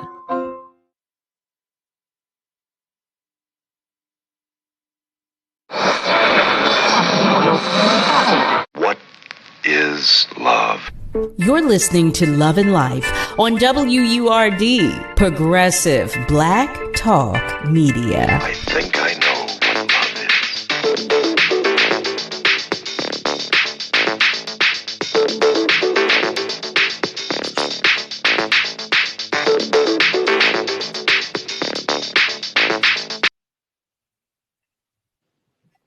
Hey there, family. Welcome back. You are tuned in to Love and Life on WURD, Progressive Black Talk Media, on air and online at wordradio.com. That is WURDradio.com.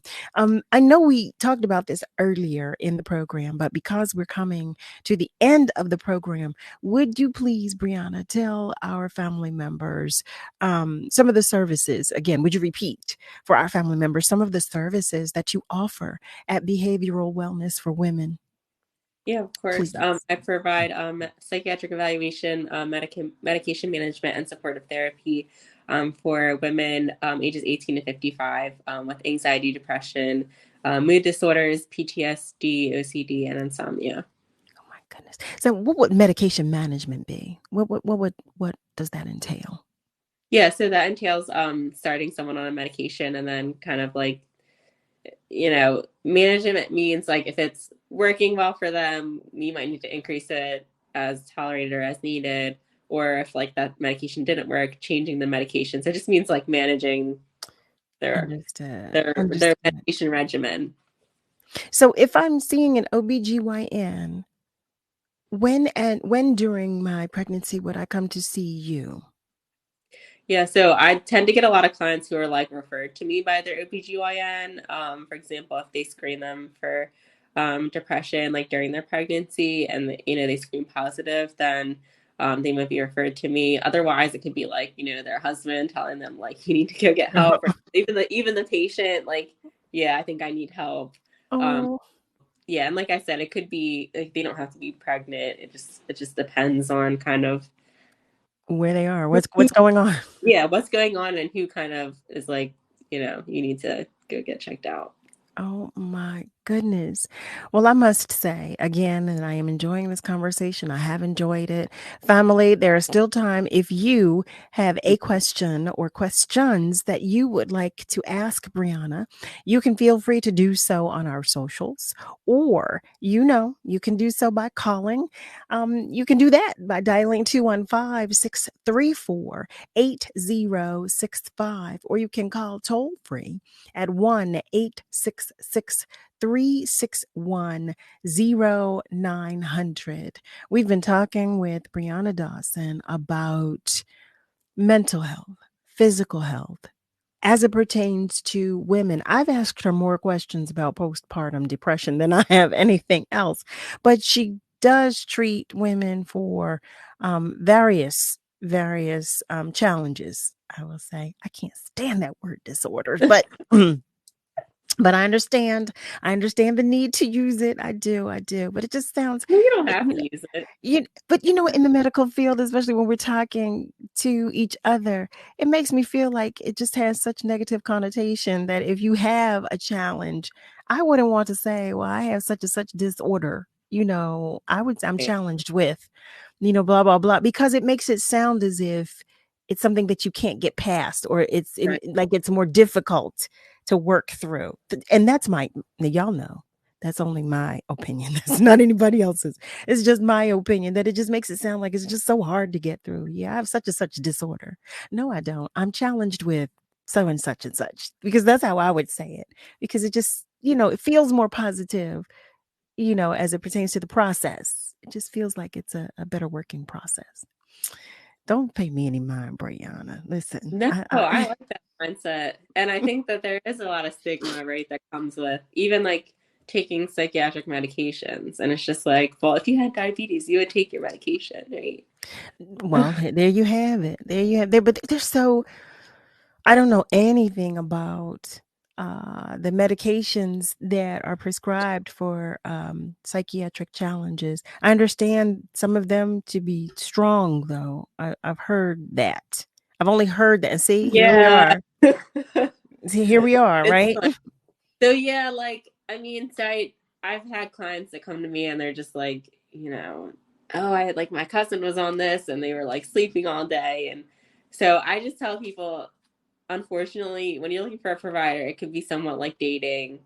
You have to find someone that's the right fit. And I tell people that I always start at the lowest dose, because everyone's body metabolizes medication differently.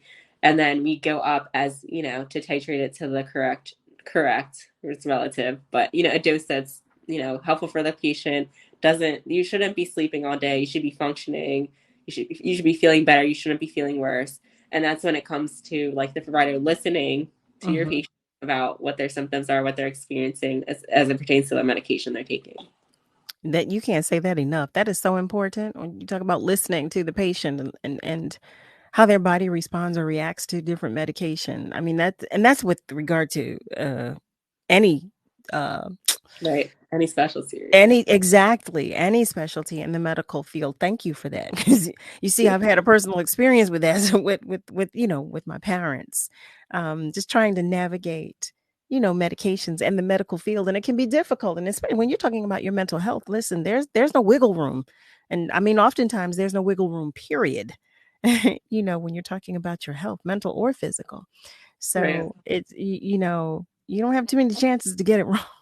You don't have too many chances, and there's not a whole lot of room, to fix it if you do get it wrong sometimes. So, yeah, but I want to say thank you to you again for coming to visit with us. Thanks and for having share. No, thank you. I was so glad you wanted to come. I did not ask. So where is behavioral wellness for women located? On the computer. It is, that's right, because it's telehealth. Family, see, this is what happens when I sit here and talk about it all. You see what happened? I said, where are you located? Yeah, it's virtual. We've only talked about that on. So how do we contact you? How do we find you? Yes. You can go to www.behavioralwellnessforwomen.com. There you can get to the contact page and you can send me a message that way. You can request like a 15-minute consultation, which is free. You can also email me at brianna@behavioralwellnessforwomen.com. That's Brianna with 2 N's. Yes. For our family members that are listening and not watching, that's BRIANNA. Just to make sure. Listen, I'm still laughing at myself asking you where you're located. And I just said about 10 times during the show that you are. It's a telemedicine practice. So we can find you via website. We can contact you and reach out. Do you accept insurance? So I'm actually an out-of-network provider, so I'm completely cash pay. Okay. Well, that's good to know. We need to know that too. So yeah, of course. Yes. No, that's good to know. So that's interesting. Well, I again am grateful that you came here to talk with us and to share this information with us. And also, I just want to thank you again for your personalized care, because like I said, it means the world to me, having been a caregiver. I'm a caregiver by nature, but, having been taking care of both of my parents, that means the world to me. And I'm sure it means the world to some of our other family members. Because listen, like I said, we're at our most vulnerable times when we come to you, when we come to the medical care professional. We are at our most vulnerable. So it really does help to meet with someone who actually cares and is demonstrative of that care. So thank you, Brianna. Thank you. Will you tell us one more time what the website is before? Yes. So it's www.behavioralwellnessforwomen.com. There we have it. So family, you know what we're about to do. As we wrap up tonight's episode, I extend my gratitude to you as always, because you continue to support me and you continue to support love and life. I love you. You have no idea. Special thanks again to our guest, Brianna Dawson, for sharing time, energy, attention, and information with us. Thank you so much. Thank you also to the entire WURD family, especially Miss Kayla J. And Niall Jax for all that you do. You both know I couldn't do this without you. Family, I tell you this every single night. We are all in this together. So be good to you, but be good to those around you. Oh, before I log off, I want to say hi to Miss Joanne. Hi, Miss Joanne. She writes, good evening, Carol, Kayla J, Word Family, and guest. What a great segment. She writes that she feels that we're learning more as we go, and positioning ourselves with compassion to have open dialogue is key. Blessings abundantly, and to you as well. Miss Joanne, thank you so much for that. Family, I am asking again that you be good to you and that you be good to those around you, okay? Because we are all we have. Have a great night, and be sure to join me Monday through Thursday, 7 to 9 p.m. ET for another edition of Love and Life on WURD, Progressive Black Talk Media. Have a good night, y'all. I always had to be so good, no one could ignore me. Carve my path with data and drive.